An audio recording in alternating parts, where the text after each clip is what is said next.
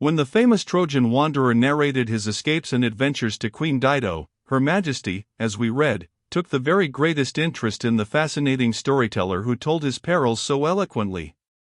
A history ensued, more pathetic than any of the previous occurrences in the life of pious Aeneas, and the poor princess had reason to rue the day when she listened to that glib and dangerous orator. Harry Warrington had not pious Aeneas's power of speech, and his elderly aunt, we may presume, was by no means so soft-hearted as the sentimental Dido, but yet the lad's narrative was touching, as he delivered it with his artless eloquence and cordial voice, and more than once, in the course of his story, Madame Bernstein found herself moved to a softness to which she had very seldom before allowed herself to give way. There were not many fountains in that desert of a life, not many sweet, refreshing resting places. It had been a long loneliness, for the most part, until this friendly voice came and sounded in her ears and caused her heart to beat with strange pangs of love and sympathy. She doted on this lad, and on this sense of compassion and regard so new to her. Save once, faintly, in very, very early youth, she had felt no tender sentiment for any human being. Such a woman would, no doubt, watch her own sensations very keenly, and must have smiled after the appearance of this boy, to mark how her pulses rose above their ordinary beat. She longed after him. She felt her cheeks flush with happiness when he came near. Her eyes greeted him with welcome, and followed him with fond pleasure. Ah, if she could have had a son like that, how she would have loved him! Wait, says conscience, the dark scoffer mocking within her, wait, Beatrix Esmond. You know you will weary of this inclination, as you have of all. You know, when the passing fancy has subsided, that the boy may perish, and you won't have a tear for him, or talk, and you weary of his stories, and that your lot in life is to be lonely, lonely. Well, suppose life be a desert? There are halting places and shades, and refreshing waters, let us profit by them for today. We know that we must march when tomorrow comes, and tramp on our destiny onward. She smiled inwardly, whilst following the lad's narrative, to recognize in his simple tales about his mother, traits of family resemblance. Madame Esmond was very jealous, yes, that Harry owned. She was fond of Colonel Washington? She liked him, but only as a friend, Harry declared. 100 times he had heard his mother vow that she had no other feeling towards him.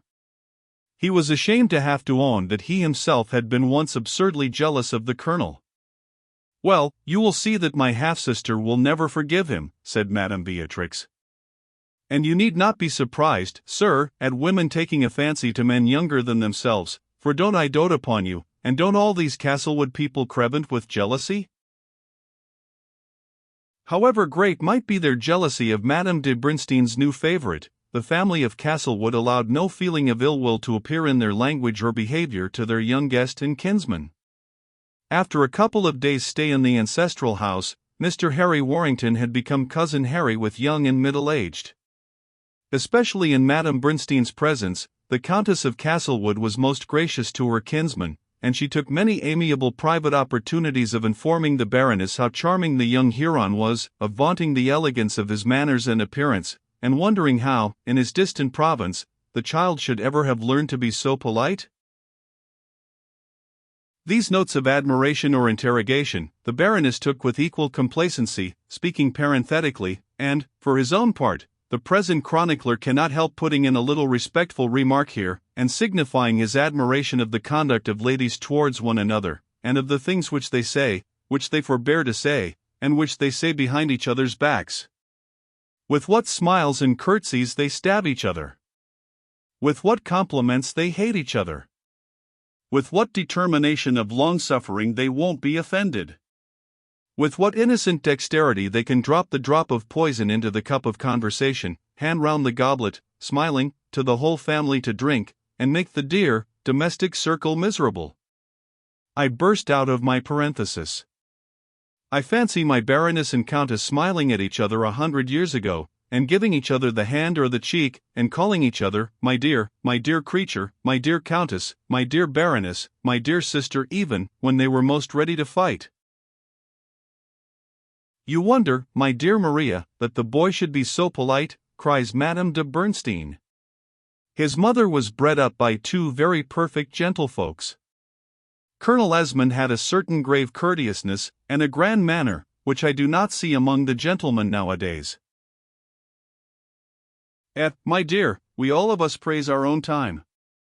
My grandmamma used to declare there was nothing like Whitehall in Charles II.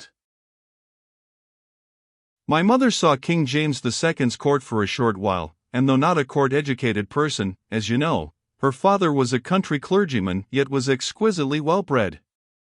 The colonel, her second husband, was a person of great travel and experience, as well as of learning, and had frequented the finest company of Europe.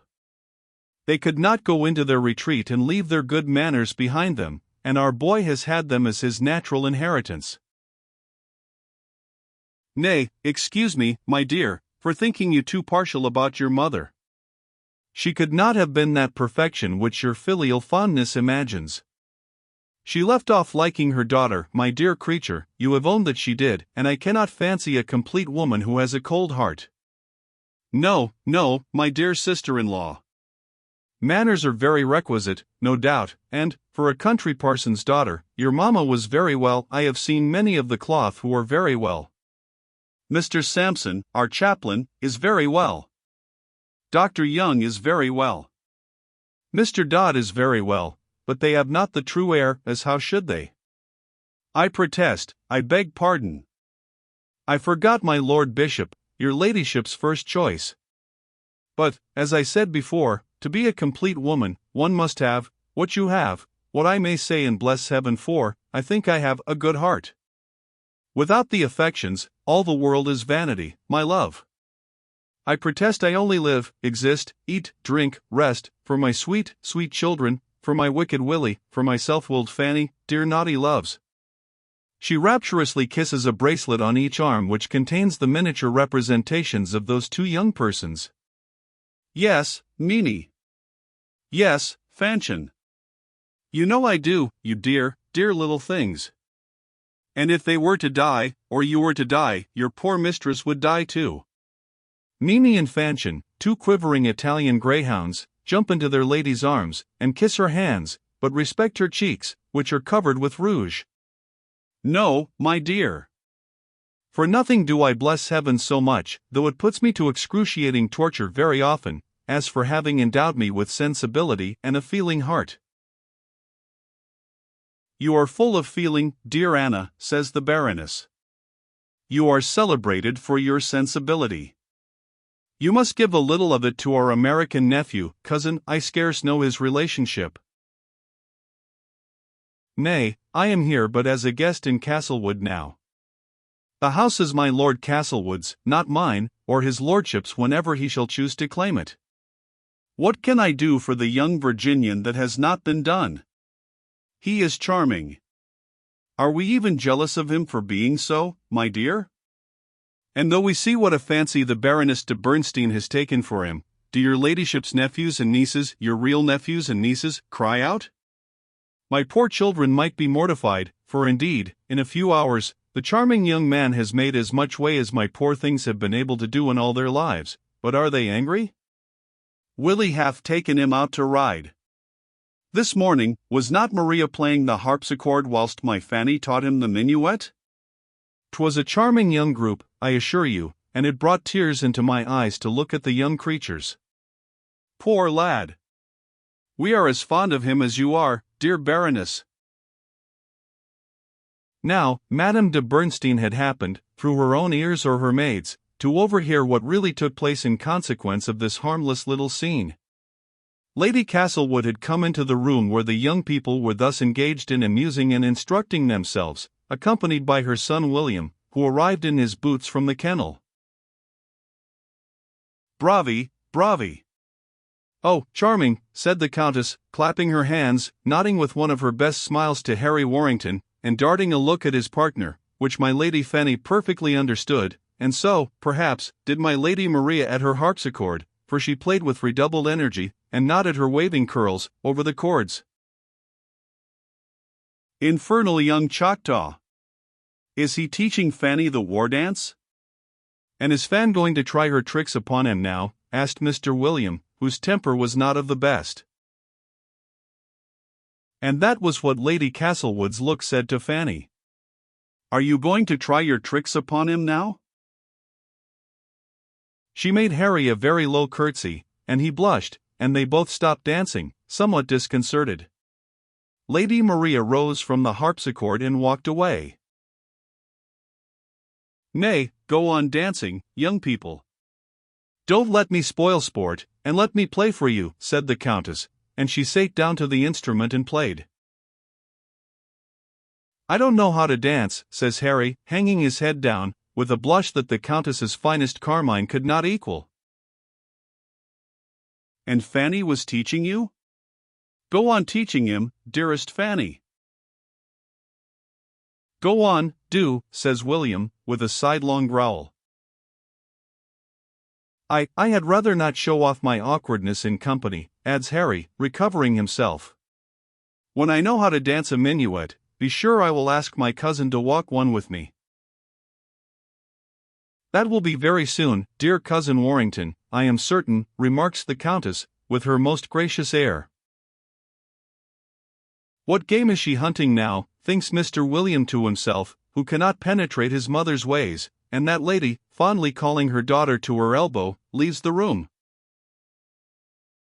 They are no sooner in the tapestried passage leading away to their own apartment, but Lady Castlewood's bland tone entirely changes. "You booby," she begins to her adored Fanny. "You double idiot. What are you going to do with the Huron?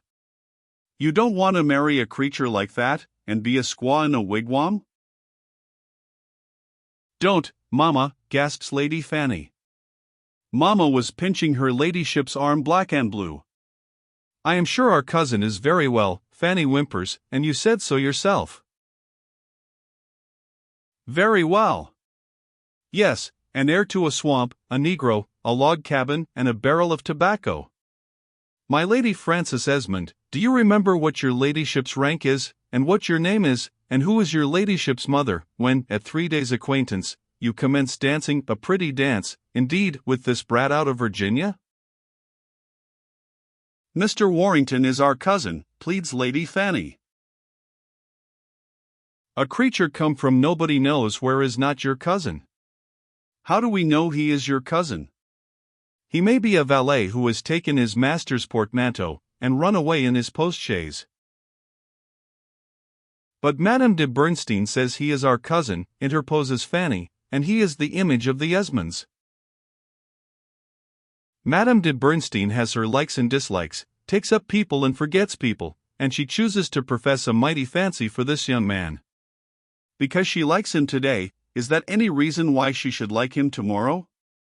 "Before company, and in your aunt's presence, your ladyship will please to be as civil to him as necessary, but, in private, I forbid you to see him or encourage him." "I don't care, madam, whether your ladyship forbids me or not," cries out Lady Fanny, wrought up to a pitch of revolt. "Very good, Fanny. Then I speak to my lord, and we return to Kensington." "If I can't bring you to reason, your brother will."